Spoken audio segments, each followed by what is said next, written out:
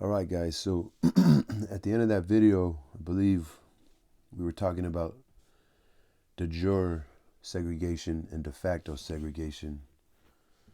Obviously, de jure segregation um, was said by the Supreme Court to be unconstitutional. So de jure segregation is segregation by the law.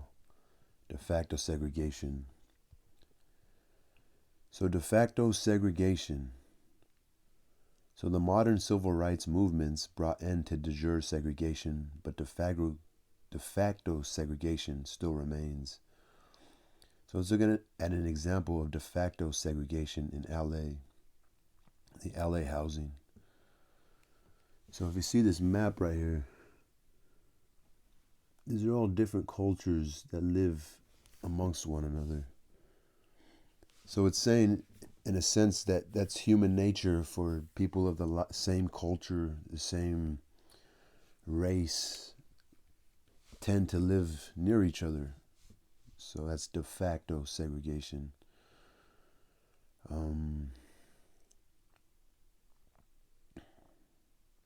That's the end of the civil rights part. So public opinion. So public opinion, which is polling, the polling demographics.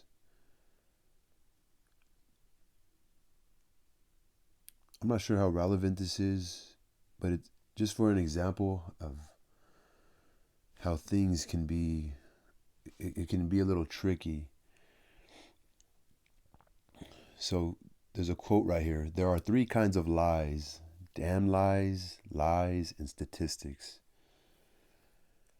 Statistical analysis is vital to most areas of human understanding. Statistics and numbers in general are easily manipulated, however. Remember the cliche, numbers don't lie. So, what percentage of lifelong smokers get lung cancer? About 7%. So, 93% of lifelong smokers don't get lung cancer.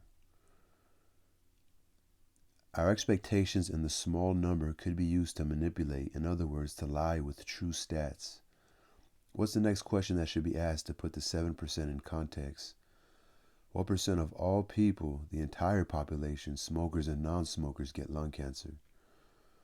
Only 0.1% of every citizen in America. The most important percent is the increase in risk of lung cancer from smoking. 7% is 7 times bigger than 0.1%. So smoking increases your risk of lung cancer 70 times.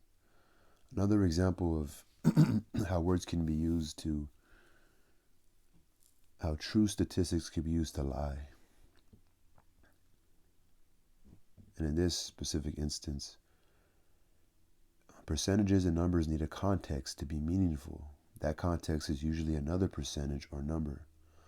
For example, a high school called West High School in 2021 had a 91% graduation rate. East High School had 97, which sounds good, but in 2016, West High School had a 98%, so they went down 7%. East High School had the same graduation rate. They had 97 in 2016, but so did West. West had 98, but 5 years later, West went down 7%.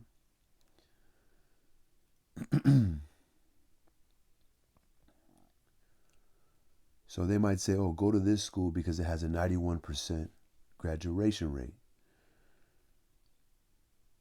It sounds good, but what was the rate prior? So it's good to get context. It's just a good practice to use with anything. You know, whenever they try to sell you something, you say, wait a minute, well, what are the numbers of last year? You know, is it going down? In 1995, Academic Journal published a study on gun violence. The article opened with an attention-grabbing stat.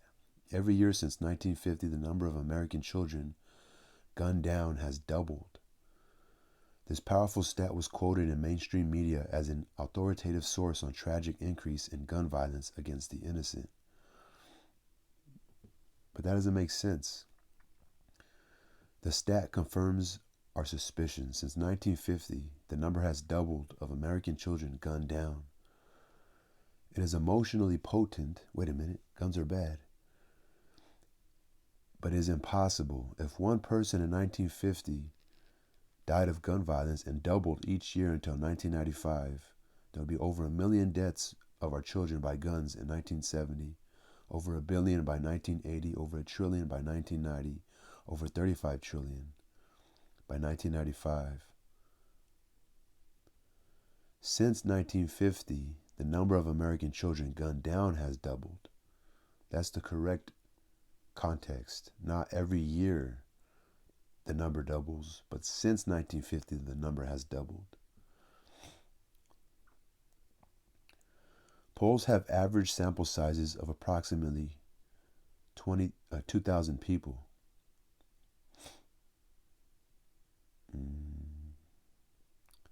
If the sample is representative of the population, the stats of the sample can reliably be applied to the population. A representative sample can be acquired through a random selection process. If even only a small portion of the population is selected, every member of the population has an equal chance of being in the sample. Therefore, it is likely a group within the population will be under or overrepresented. Therefore, it is less likely a group within the population will be under or overrepresented. When a sample is unrepresentative of the population, it is called a biased sample. Even if the sample is very large, the results are unreliable. For example, the Literary Digest magazine mailed a survey on the upcoming presidential election to its over 10 million subscribers. The Literary Digest in 1936. So in their survey, 2.1 million of their subscribers, of their 10 million subscribers, returned a vote. The survey results were 59% for the Republican Alfred Landon and 40% for incumbent Democratic President Franklin Roosevelt. Roosevelt ended up winning by getting 60.8%. So the Literary Digest survey was incorrect. And the reason why is because they didn't allow an equal opportunity for the whole population to be part of the survey. They only allowed their subscribers, and their subscribers, they're subscribed to the Literary Digest under the same beliefs and ideology as a Literary Digest. So it was an unbiased sample. Internet and call-in polls produce biased samples. An ABC Nightline poll, 186,000 viewers called in with their opinion about keeping the United Nations in the United States. The results showed that 60% of those who called were in favor of moving the United Nations out of the United States. So internet polls as well are unscientific and for entertainment only. Wording of public opinion surveys can deliberately affect the results. If you want a positive result, ask, should there be more assistance to those in need? If you want a negative result, should there be more welfare? Do you support saving the rainforests? That's for a positive result. If you want a negative, do you support saving the jungle? Because people see the jungle as something scary. Do you support saving the marsh or wetlands? That's for a positive result. For a negative, do you support saving the swamp? For a positive result, are you pro-choice? For a negative result, are you pro-abortion? For a positive result, is collateral damage acceptable in war? For a negative result, is killing innocent people acceptable in war? So collateral damage is like if I bomb my enemy here, knowing that he's around innocent people, you might kill innocent people. So that's collateral damage. Collateral damage. Should we increase government revenue? And for a negative response, should we increase taxes?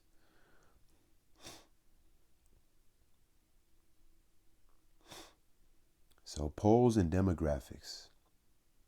So I think what that was saying is that sometimes there's tricky ways to go about marketing for a desired, direction you want your survey to go, or you just got to be careful. So that's what that was trying to portray. So a controversial aspect of public opinion polling is the dividing of people in categories.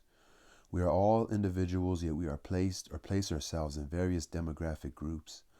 In some cases, these groups have some common characteristics and are therefore used to make predictions of our behavior by marketers, politicians, law enforcement. However, they are not useful at predicting anything about an individual. Explanations of the patterns often play into broad generalizations of the groups. As we go through the demographics of voters in the U.S. presidential elections, ask yourself, what are the problems with grouping people like this? What insights can be gained from grouping people like this? Demographic data is like a zoomed out image, useful for understanding the big picture, but useless for fine details and specifics. So the gender gap voting. If only men voted in presidential elections, the Republican would win every time. If only women voted in presidential elections, the Democrat would win every time. This has been a consistent pattern in U.S. presidential elections for over 40 years. So in 2012, Barack Obama, Democrat, versus Mitt Romney, Republican. Male votes were 45% for Obama, 52% for Mitt Romney. Female votes were 55% for Obama, 45% for Mitt Romney. For Hillary Clinton and Donald Trump in 2016, men voted for the Republican Donald Trump, 52%, 41% for the women, 54% women voted for Hillary Clinton, Democrat, 41% for Donald Trump. 2020, Biden, Democrat, Donald Trump, Republican, 45% men voted for Biden, 53% for Trump, 57% women voted for Biden, 42% men voted for Biden. That's the gender gap, men versus women. The marriage gap. Married people tend to vote to pick the Republican. Single people tend to pick the Democrat. So single people for Obama, or married people voted for Obama, 41%, 58%. Married couples voted for Mitt Romney. We don't have to read all that. So married couple tend to vote Republican. Single people tend to vote Democrat. So marriage gap. If we combine the variables, marriage and gender, we see single females vote heavily in favor of the Democrat, married men heavily for the Republican. Single females vote heavily in favor of Democrat, married men heavily for the Republican, married women lean Republican, and single men lean Democrat. So although men tend to vote Republican, single men tend to vote Democrat. And married women tend to vote Republican as well. Could be some variables as well, like, you're encouraged by your husband, etc.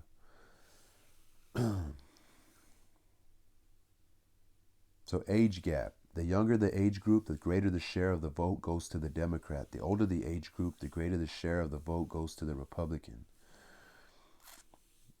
People over 45 years old are 40% of the population, but 60% of voters. So older people tend to vote a lot more than the younger crowd. And the younger crowd tends to vote Democrat because Democrats tend to be about change, making a better future, as the older crowd are more about preserving what they have, conserving what they have, lower taxes for what they own, And the younger people are young and they see, I guess, the time that they have to change things. That could be a factor. It could be lack of wisdom and knowledge, really. So the race group, or the race gap. African American voters overwhelmingly choose the Democrat. Hispanic American and Asian American voters pick the Democrat by a significant margin. White American voters choose the Republican by a significant margin. For Barack Obama, 73% of Asians voted for him. 93% of the black Americans voted for Obama. Latinos, 71%. Whites, 39%. You could add up for whatever was for Mitt Romney. For Hillary Clinton, 65% Asians voted, 88% of blacks voted for Hillary Clinton, 65% of Latinos voted for Hillary Clinton, and 57% voted for Trump of whites. So whites are voting Republican. 2020, 87% of blacks voted for Joe Biden, 61% of Asians voted for Joe Biden, 65% of Latinos, white, 41%. So they voted more for Donald Trump. So the share of the Republican vote increases. So income gap. This is interesting. The share of the Republican vote increases as income increases. However, at very high incomes, the Democrat does well. It's harder to get good data because there are so few ultra-rich people that make sampling a challenge. But the trend seems to be rich people tend to vote Republican, very rich people slightly tend to vote Democrat. This is called the reverse income effect. You can also see the same pattern geographically. Rich people live all over the country. Very rich people tend to live in few places.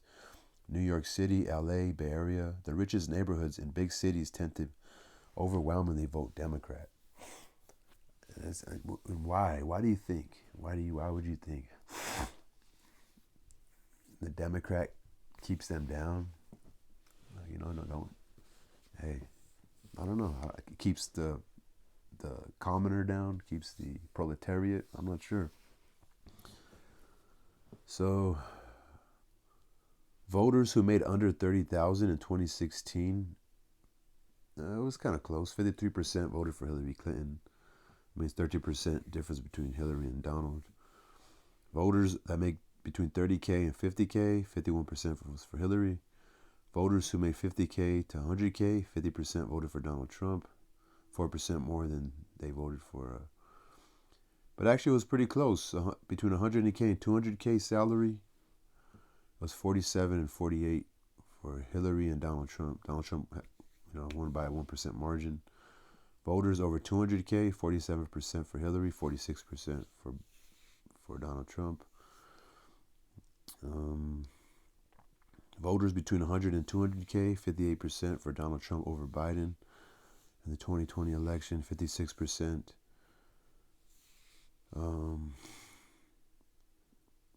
So people who live in large cities tend to vote Democrat, while those who in small towns or rural areas tend to vote Republican. Those who live in the suburbs are evenly divided and often determine the outcome of elections.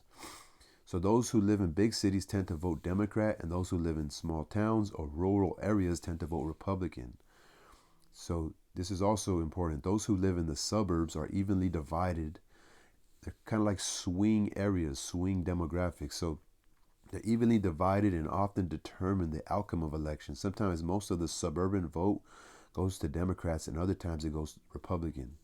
Most analysts say a big reason Democrats won Congress in 2018 and the White House in 2020 is enough suburban votes who often vote Republican switched and voted for the Democrat. Religion is one of the best predictors of voting in the U.S. Those who attend religious services weekly tend to vote Republican, and those who never attend religious services tend to vote Democrat. White Protestants who are regular churchgoers vote overwhelmingly for Republicans. Catholics used to be overwhelmingly Democrat voters. About 60 years ago, that trend shifted and most Catholics voted Republican. And about 20 years ago, that trend shifted again. Now, a slightly majority of Catholics typically vote Democrat. Jewish Americans are about 2% of the population, so reliable samples are sometimes not available. When available, the data show a large majority of Jewish Americans vote Democrat. Americans with no religious affiliation tend to vote Democrat by a large margin. Active duty and military veterans tend to vote Republican in slightly higher rates than non-veterans. Since the data on the voting of LGBTQ Americans has been gathered, it shows higher shares of Democrat votes than non-LGBTQ Americans. So gay people tend to vote Democrat. So combining the demographics, a single white woman in her late 20s living in a big city in Oklahoma, there's a 65% chance that she will be a Democrat voter. A married Latino man in his late 60s living in a suburb in Florida, there's a 65% probability as a Republican voter. That's a little like marketers, politicians use demographics to target messages. What problematic issues arise from the previous statistics? We're all individuals, but we all also place ourselves into identity groups. There are common characteristics within these groups that are used to make predictions. They can't say anything specific about an individual, but they are used to make probabilistic assumptions.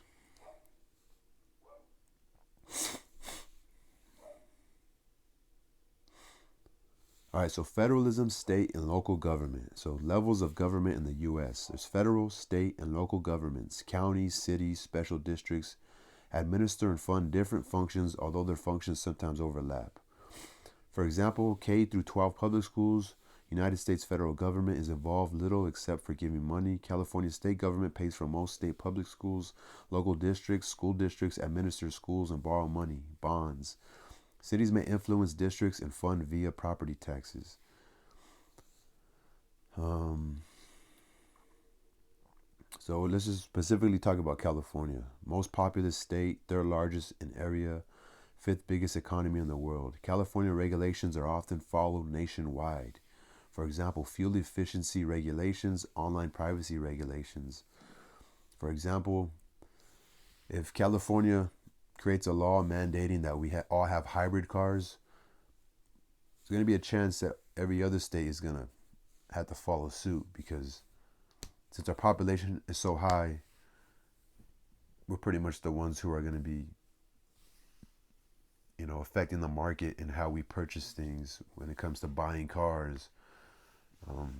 Companies are going to follow our regulations. So high tax and high regulation state is often too lucrative to leave and always too lucrative to not do business in. Nevertheless, many people and businesses have left. So high tax and high regulation states, or a state that is high tax and highly regulated, is often too lucrative to leave and always too lucrative to not do business in. But people are still leaving. So how California government works, just similar to the federal government. You have the executive branch, legislative branch, and the judicial branch.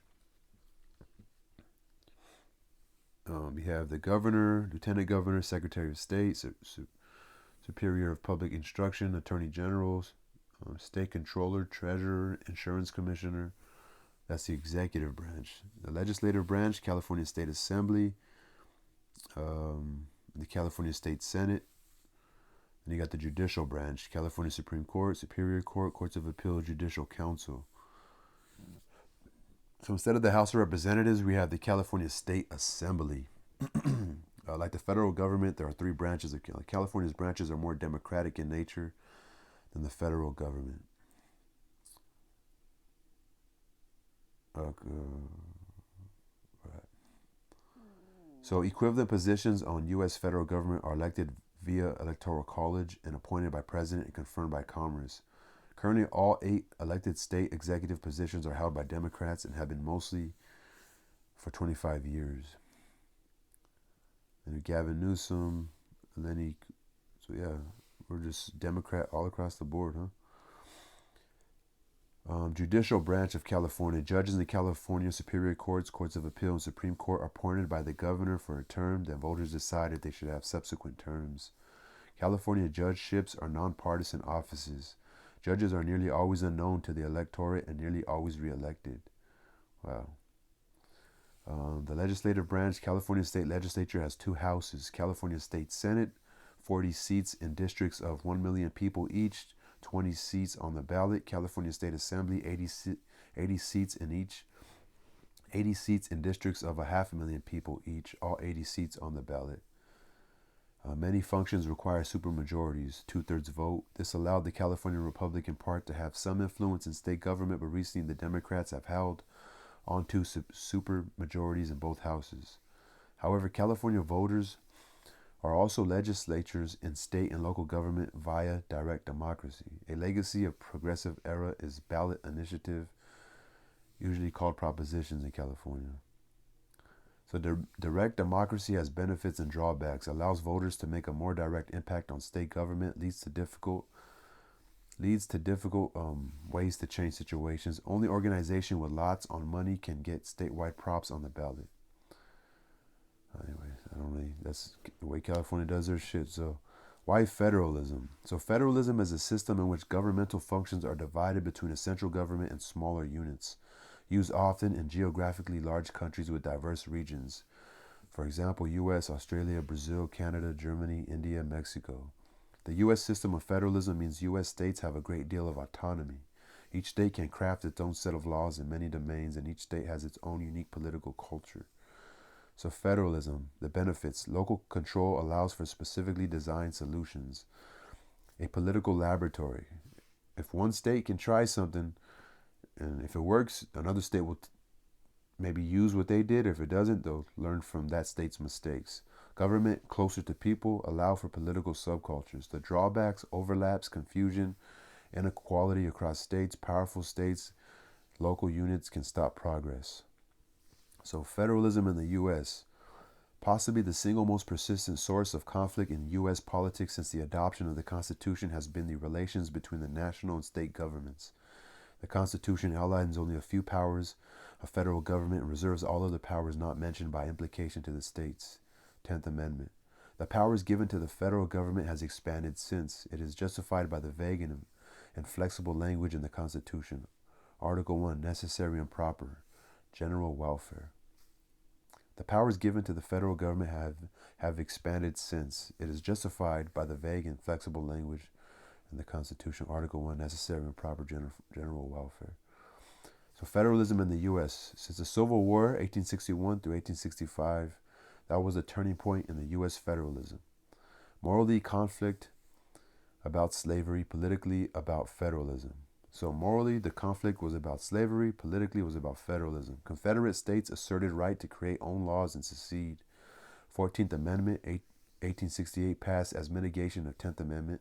States can't pass laws contradicting federally established rights. So the U.S. federal government collects money mostly through income taxes on individuals and corporations. States may have their own income taxes, sales taxes, property taxes, among other types of taxes. U.S. federal government spends approximately $6 trillion a year, more than double annual spending of all state governments combined, 20 times California, the state government with the largest budget. States cannot maintain perpetual budget deficits as the U.S. federal government can. Much of the money state governments spend come in the form of federal grants. So there's categorical grants, federal money to administer special programs. Half of all categorical grants are for Medicaid, highways, unemployment benefits, housing assistance. Those are categorical grants given to states from the government. Block grants is federal money to administer broad services, education, counterterrorism, criminal justice, etc.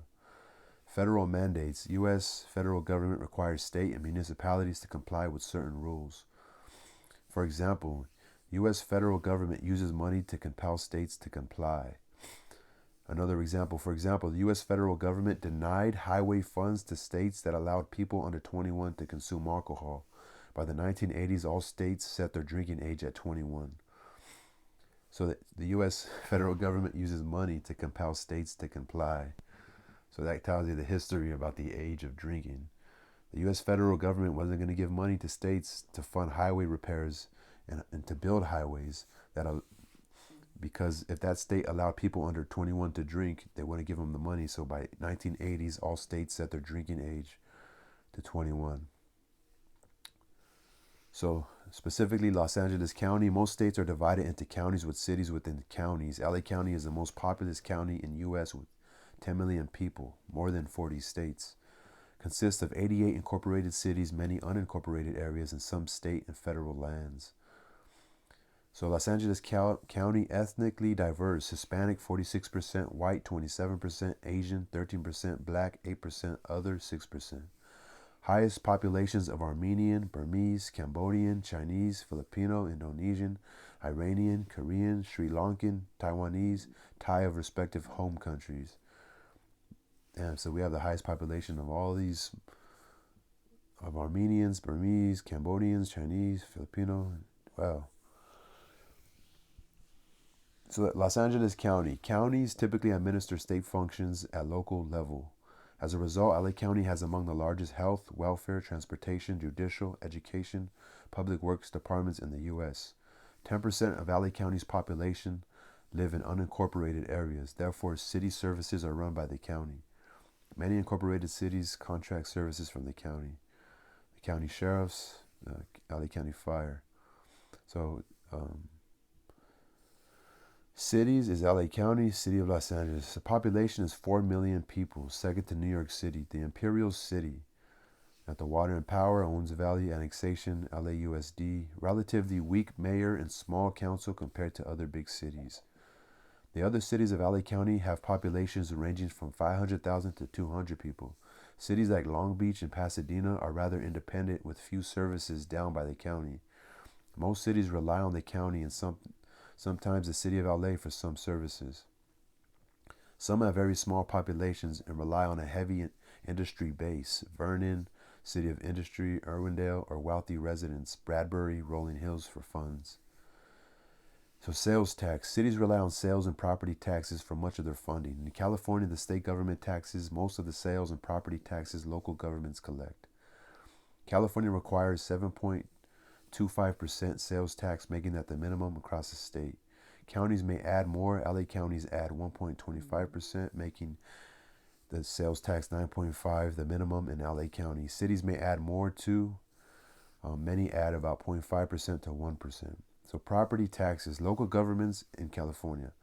Local governments tax landowners, usually a small rate, 1 to 2% of the value of their property. In 1978, California voters passed Proposition 13 to limit how much the government can assess the value of land. This has greatly benefited long-term homeowners and corporations, but has hurt city budgets. One of the many reasons for the housing crisis is city governments have little incentive to build housing because of the taxes are so low. So California actually doesn't pay as much property tax, which is why there's a housing crisis, because cities don't have an incentive to build more houses because the property taxes are I'm not saying they're so low, but they're low compared to, I guess, what they could be taxing, which is why, as Proposition 13 passed in 1975, limited how much the government can assess the value of land. It benefits long-term homeowners, God bless them, and corporations, but hurts city budgets. One of the many reasons for the housing crisis. Yeah, so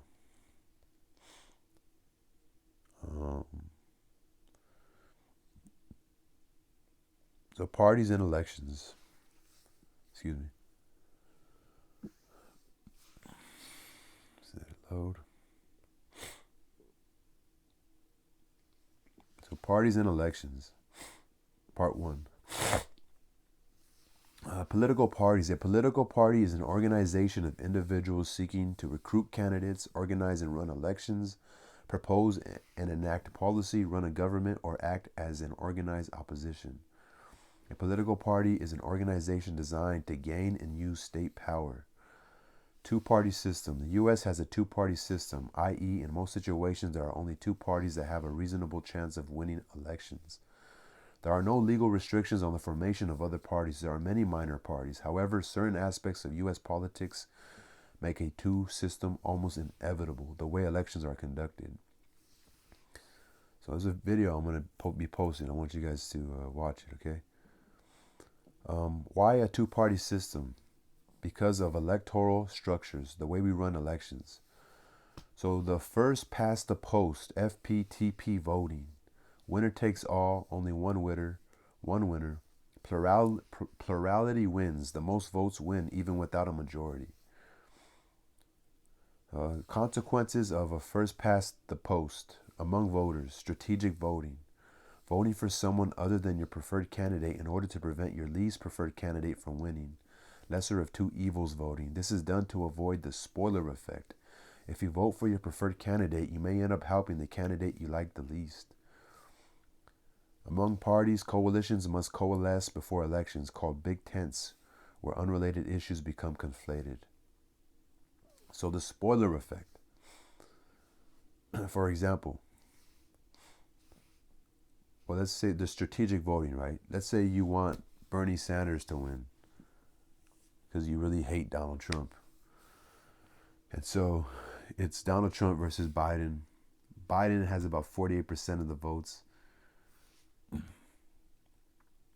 Trump has 49%. The Green Party, which is Bernie Sanders, has 3%. But I know my candidate's going to lose, but I really hate Donald Trump. So I'm going to strategically vote for Biden because that's the lesser of the two evils. That's what you believe. So that's the strategic way of voting. Like, I really want Bernie Sanders, but he's not gonna win. So I'm gonna use my vote to vote for the person who I'd rather have compared to the one I really dislike. The spoiler effect is if, nah, I'm gonna vote for Bernie Sanders no matter what. Even if I could have used this vote strategically to vote for this person because they just needed a few more votes to get ahead. That's called the spoiler effect.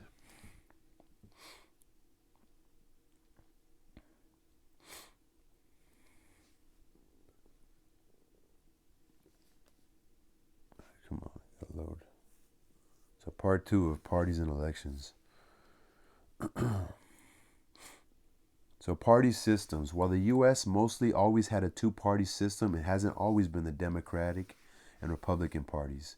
And since it was been Democratic and Republicans, those two parties haven't always stood for the same things or represented the same people. So realignment and de-alignment. Realignment, when a large group of voters switch to the other major party or when a major significantly changes. De-alignment, when a major party folds and is replaced by another new major party. So back in the 1790s and the 1820s, the Federalists versus Republicans. The Federalists represented merchants and large planters in the North, supported a strong national government. That was the Federalists. They represented the merchants and large planters in the North. Republicans or anti-Federalists or Democratic Republicans or Jeffersonian Republicans, but we'll just call them the Republicans, opposed the ratification of the Constitution. Represented artisans and small farmers in the South. That's the Republicans. They supported states' rights. So people, I don't know, growing up my whole life, I always just, for some reason, even as a kid, I didn't understand anything. I just assumed the Democratic Party was the good party, right? Was for the people, wasn't evil, was about equality. And then you could look back in history, the Federalists represented the merchants and large planters, right? The rich people. But the Republicans opposed the ratification of the Constitution, represented artisans and small farmers, and supported states' rights. But remember, back then, less than 10% of people could vote. Only white male property owners could vote in most states. So there's a question, why would larger business interests want a strong national government in 1800? How does this differ from today? Yeah, most large groups, they don't want, today the rich people don't want a strong government. They don't want the government controlling what they do. But back then, I guess they did, because it was the beginning, right? So you want the government to protect us because I mean, they were just coming off of enslaving people, so they were more like, had an idea like, no, protect us from people, control it, don't let these people control it, let's do sharecropping, let's Jim Crow, segregation, control it, it's different now. So the second is Democratic versus the Whigs. So after the 1820s, between the 1820s and 1850s was the Democrats versus the Whigs. There was a realignment. Federalist Party folds. Jeffersonian Republicans split into two parties. The Whigs versus the Democrats. So Whigs, federal spending for internal improvements, national banking, northern industrialists, and large southern planters. That's what they represented, the northern industrialists and large southern planters. Remember the Industrial Revolution, so national banking. They wanted to make a one single currency. I mean, they had to travel and go and spend money here and there. So times are changing and they're adjusting. So the Jacksonian Democrats represented the common man, strong in South and West, individual liberty, evolved into modern Democratic Party. Antebellum period. Both the Whigs and Democrats split over slavery. The election of 1860, Lincoln and the new anti-slavery Republican Party wins. 11 southern states leave the Union and Civil War begins. Republicans versus Democrats in 1860s to the 1930s. Since the end of the Civil War, the two main parties have been the Republicans and Democrats. However, the positions of and who the parties represent have shifted, de-alignment.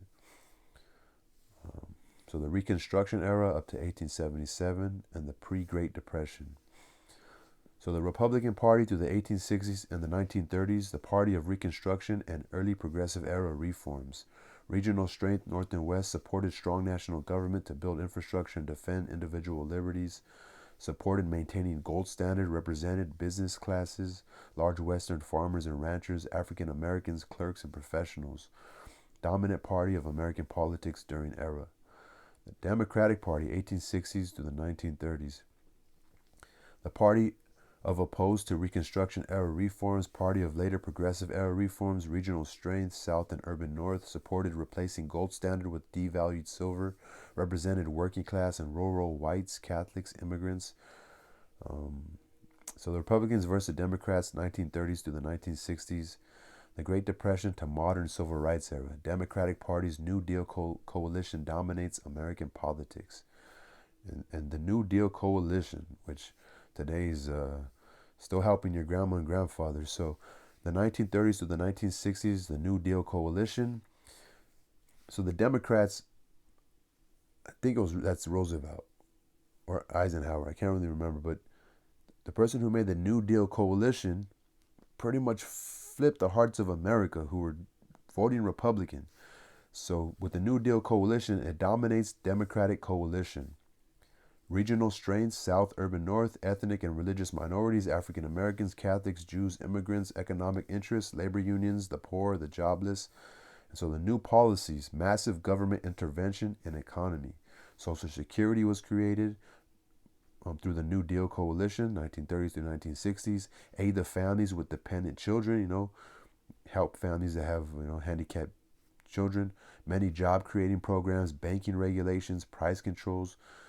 Now, the modern civil rights era, 1950s to 1960s. New Deal coalition did not emphasize civil rights, i.e. enforcing Reconstruction amendments in South. Northern Democrats and many Republicans supported the civil rights movements of the 1950s and 60s.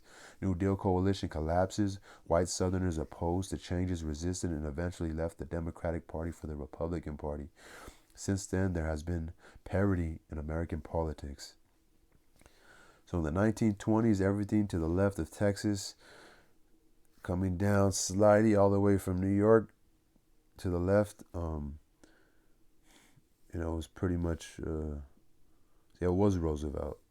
You would say it was Republican. And then in 1936, when Roosevelt created the New Deal coalition, the whole country kind of became Democrat. And now in 2004, a lot of the world is voted for Bush in the 2004 election. A lot of the electoral vote went to Bush. Looks like almost nearly the whole fucking country. See that kind of I don't know, that's like a cream color. This is mostly Democrat after the New Deal coalition in the 1936, 2004. Look at that. Kind of flipped over about 70 years. So the Republican Party today, higher voting rates among business owners, religious people, military veterans, white Americans, those in middle and upper middle economic classes, geographic strongholds, South, Mountain West, Midwest, most suburban and rural communities. So Democratic Party today, higher voting rates among cosmopolitans, urban, wealthy, secular professionals, members of labor unions, Black American, Latino Americans, Asian Americans, those in lowest and highest economic classes. Wow, so the lowest and the highest economic, they vote Democrat. Geographic strongholds, Northeast, Pacific West, Upper Midwest, most urban centers like big cities. Issues with significant consensus within parties, like where they all agree, they all agree across the board. Issues with significant consensus within the parties. Democratic Party, they all agree to increase taxes so we'll be able to spend more, increase government spending, increase regulation. Republican Party, lower taxes, reduction of overall government, privatization, and deregulation.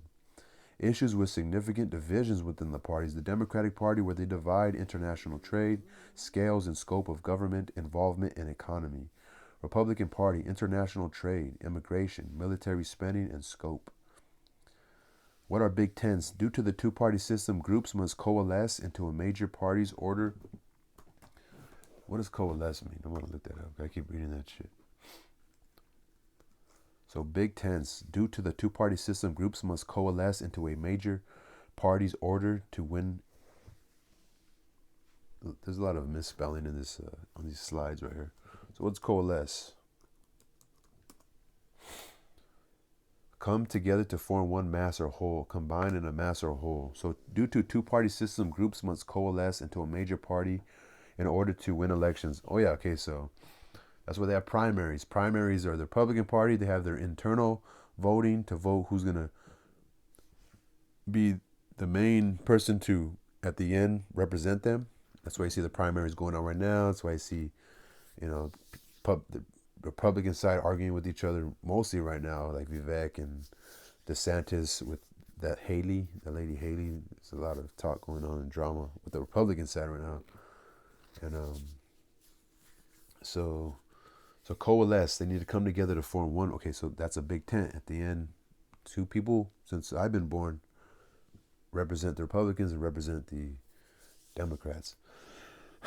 So big tents. Due to the two-party system, groups must coalesce into a major party in order to win elections. In countries with multiple parties, groups coalesce after elections in order to govern. What does those who primarily want to outlaw abortion have to do with those who primarily want to lower taxes? What does those who primarily want to defend LGBT rights have to do with those who primarily want to raise the minimum wage? Not really sure.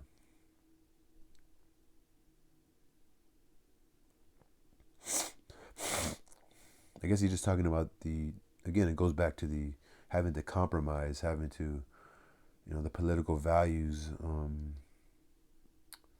What was that again? It's in the first video I did. Having to make trade-offs.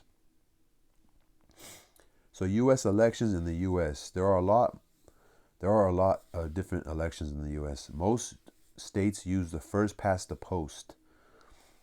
So there's 50 states, 1 federal district, 15 overseas territories, 300 plus sovereign Native American reservations, 3,000 plus countries, 20,000 plus cities, 30,000 plus special districts. Party primaries. Parties conduct primary elections within their parties to determine who will be the one candidate to represent the party in the general election.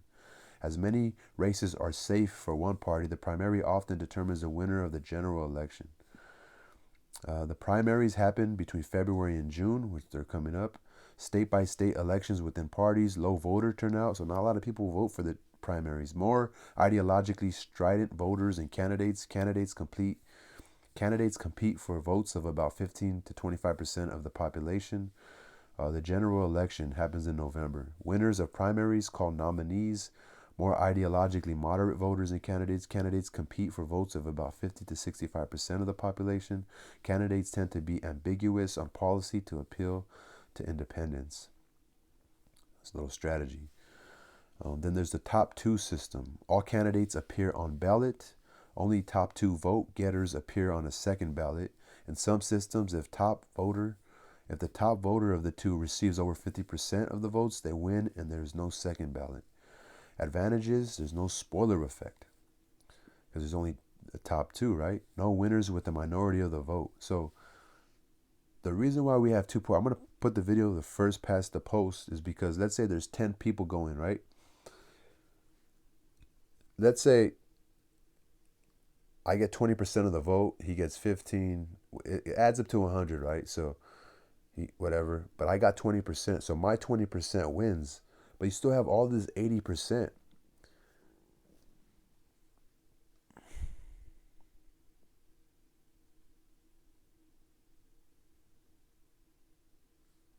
So this is still considered a minority vote. So it leaves this like kind of like what? So he only got 20% of the votes, but then 5 people, the whole majority. It's like it's too soon, right? If we have a vote, right? I got 20% of the votes, but still the whole classroom disagree. That creates an issue right here. Yeah, I got 20% of the vote, but these 4 people ended up, like the whole classroom was voting for 5 people. I got 20. I win by getting 20% of the vote, but then I'm still the minority because the whole room didn't want me to win. So that's how, with more time and kind of I want to say more of like a vacuum, more of a clean, bringing it even tighter. It creates two, because then these people are not. They're gonna like, nah. Well, I only got 1% of the vote. I'm gonna join with this. I only got one. So it becomes two. It becomes a two-party system. So in a sense, right here, there's no spoiler effect. So because there's only two at the top, right? The top two system. No winner with the minority of the vote. Like nobody's gonna win, but you still realize like the whole country's like, what the fuck? Like you only won by getting more of the votes, but the whole country, most of the country didn't vote for you. Open primaries allow voters access to all candidates, but the disadvantage is only one party may be represented in second elections, because if of the top two, if the top one was way far ahead, got more than 50% of the voters, then that second guy, he just automatically eliminated. Minor parties rarely on second ballot. Used in California, France, among other places. So we use the top two system in California. Rank choice voting. Voters rank candidates in order of preference. Simulates multiple elections in one. Advantages, no spoiler effect. Disadvantages can be complicated. Used in Maine, Alaska, San Francisco, among other places. How ranked choice voting works. If no candidate gets more than 50% of the vote, the candidate goes into an instant runoff. In this scenario, the candidate with the least amount of votes for first choice is eliminated. The voters who had that candidate as their first choice will then have their vote count for the candidates they marked as their second choice. The process continues until one candidate gets more than 50% of the vote. Proportional representation. Proportional representation versus single member district. So single member district, U.S. system. One district, one representative, plurality wins. So election results: Democrat 39%, Republican 38%, Libertarian 11%, Green 9%, others 3%. Democratic wins, gets the one single seat because it's a plurality. Pretty much whoever gets the most votes wins. A proportional representation: one super district with 10 representatives proportionally distributed. Election: 39% for Democrat, Republican 38%, Libertarian 11%, Green 9%, others 3%. Democrat and Republicans each get 4 seats, because the Democrat and the Republicans got 38 and 39. Libertarians and Greens each get 1.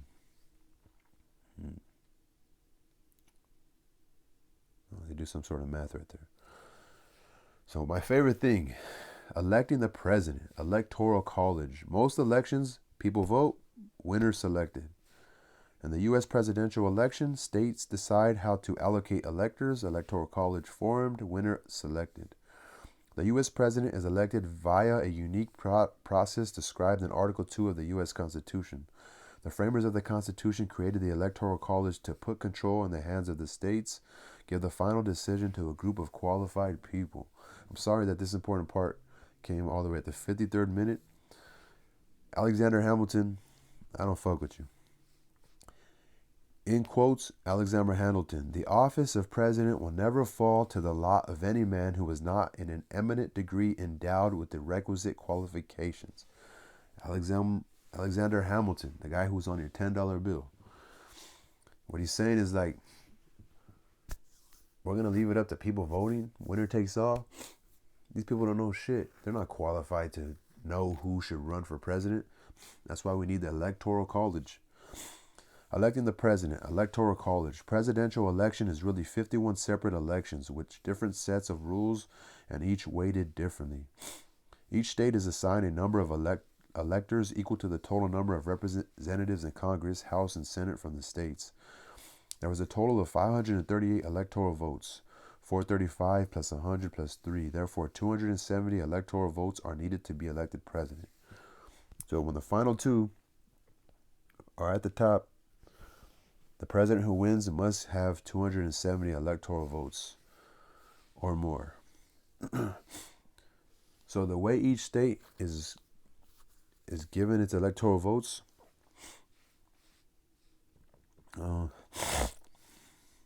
what's plus 3? I don't know what plus 3 is. Remember, each state gets two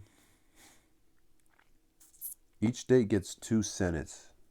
Each state has 2 senators. So that's already what, 100?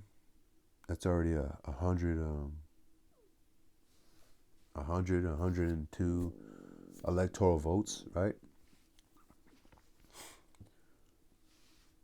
Because the way you add it up is you add up each member of Congress, and then for the representatives in each state is based off of the state's population.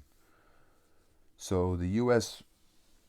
or California, for example, has 54 electoral votes.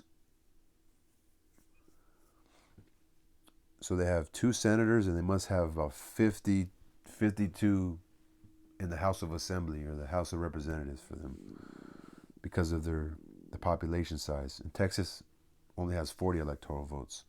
I think it might change based off population. So the Electoral College, winner take all. Every state except 2 award all the state's electoral votes to whoever gets the most votes in the state. Therefore, if you win California by 1 vote or by 10 million votes, you win all 54 electoral votes.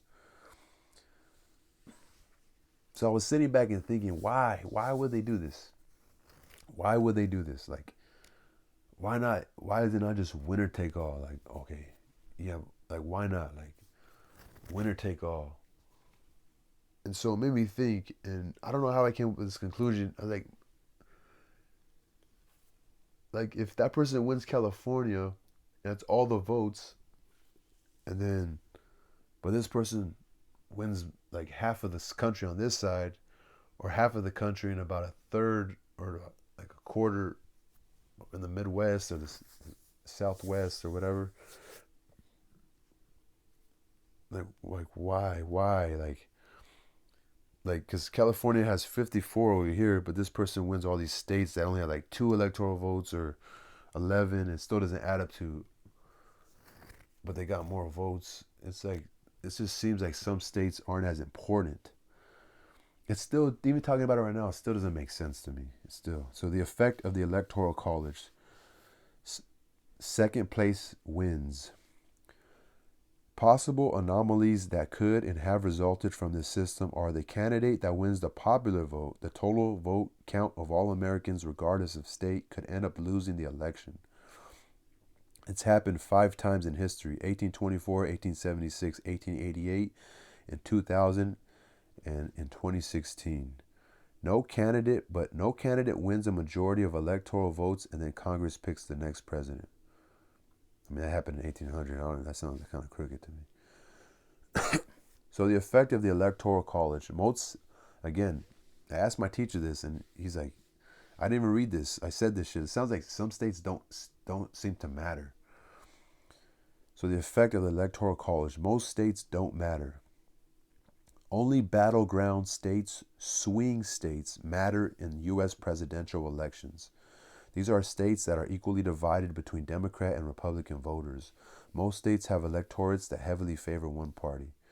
For example, California is a Democratic state. You already know what they're gonna vote, who they're gonna vote for.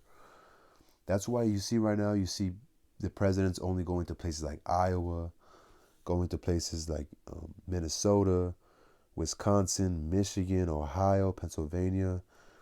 I don't know how Texas is leaning today. I feel like they're going to be mostly Republican, but on this chart, Florida, North Carolina, Nevada, Arizona, these are considered to be swing states.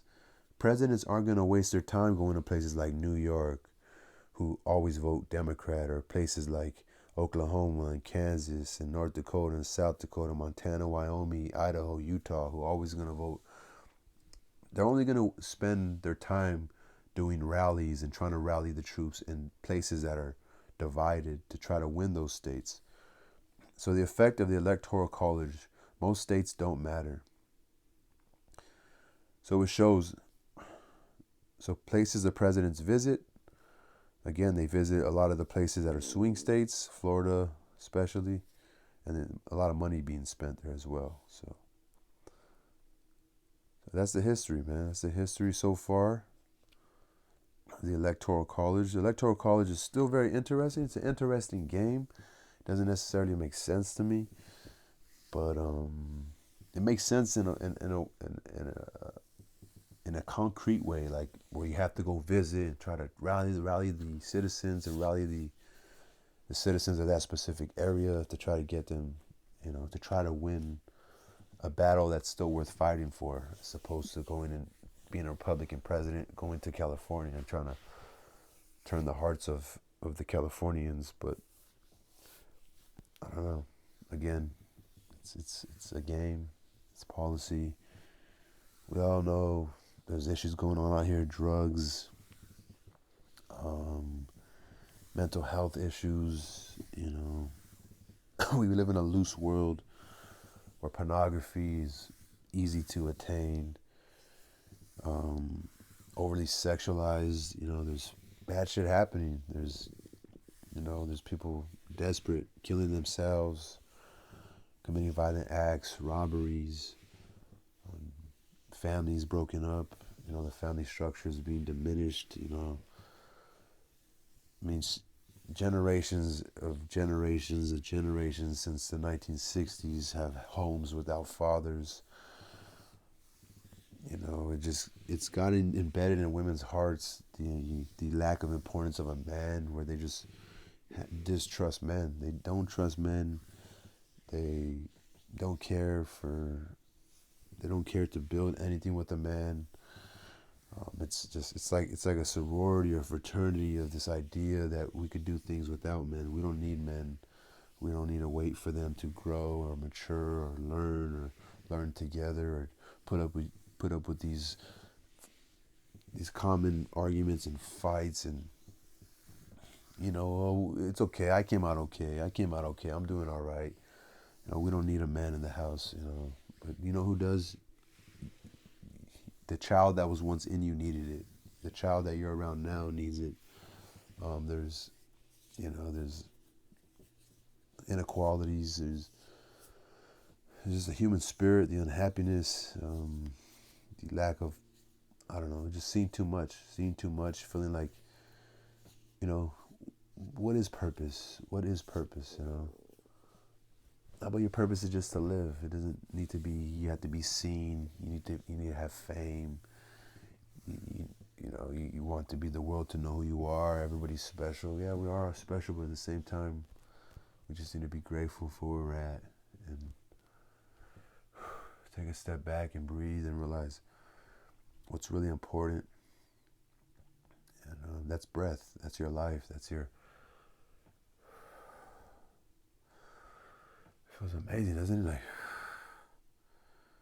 all this other bullshit.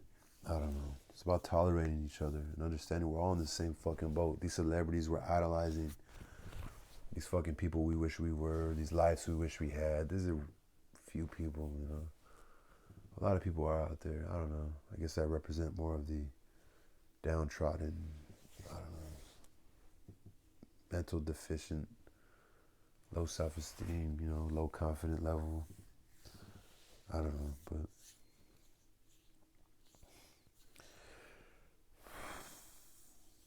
who knows? Maybe this is not important.